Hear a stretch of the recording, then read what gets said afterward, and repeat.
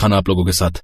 हाँ तो मुझे भी नहीं खाना। हाँ तो मुझे भी नहीं खाना कोई खाना वाना। इस तरह सभी मुंह फुलाकर अपने अपने कमरों में चले जाते हैं और बेचारी नई बहू सर पकड़कर बैठ जाती है।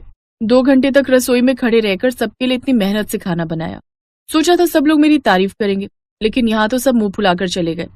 अब ऐसा करती हूँ, सबको थाली में परोसकर उनके कमरे में दे आती हूँ। जब भूख लगेगी सब अपने आप खा लेंगे। अब वो सबके कमरे में ले जाकर खाना रख देती है। फिर अगली सुबह ये सब कलेश ना हो इसके लिए सिमरन यूट्यूब पर देखकर सिलबट्टे पर चटनी पीसना सीखती है। फिर वो सिलबट्टे पर धनिये की चटनी बनाकर तैयार कर लेती है और खाने से पहले वो चटनी ले जाकर टेबल पर परोसती है, जिसके बाद खाना रखकर सबको डाइनिंग टेबल पर बुला लेती है। बाबूजी, आज मैंने सिलबट्टे पर चटनी पीसी है, उम्मीद है आपको पसंद आएगी। चलिए अब सब मिलकर खुशी खुशी चटनी खाइए। क्या खुशी खुशी खाइए? अरे कल भी तुमने हरे धनिये की चटनी बनाई थी और आज फिर वही बनाकर रख दी। चटनी और भी तरह की होती है, जैसे टमाटर की चटनी, पुदीने की चटनी, मूंगफली की चटनी। देख लिया बहू, यही कलेश रहता है इस बुढ़ऊ का। ये नहीं वो वाली चटनी, ऐसी नहीं वैसी चटनी।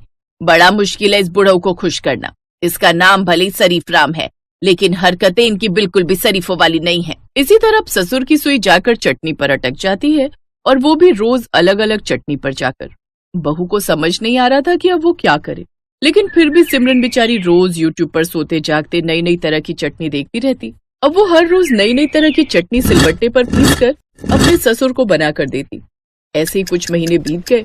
फिर एक रोज, माँ बाबूजी, मेरी ताई जी का फोन आया था, उन्होंने हम सबको डिनर पर बुलाया है। अरे बहू, तेरे ताया जी के यहाँ हम क्या करेंगे, तुम और रोनित हो आओ, और ज्यादा है तो नैना भी चली जाएगी तुम लोग के साथ। नहीं नहीं, आप सब लोग चलिए ना, उन्होंने इतने प्यार से बुलाया है, अगर नहीं जाएंगे तो उन्हें अच्छा नहीं लगेगा। अच्छा ठीक है बहू, तू कहती है तो हम सब भी चल लेते हैं। बहू के बार बार कहने पर वो सिमरन के मायके चले जाते हैं। उन्होंने उनकी आवभगत के लिए पूरी तरह की तैयारी की हुई थी।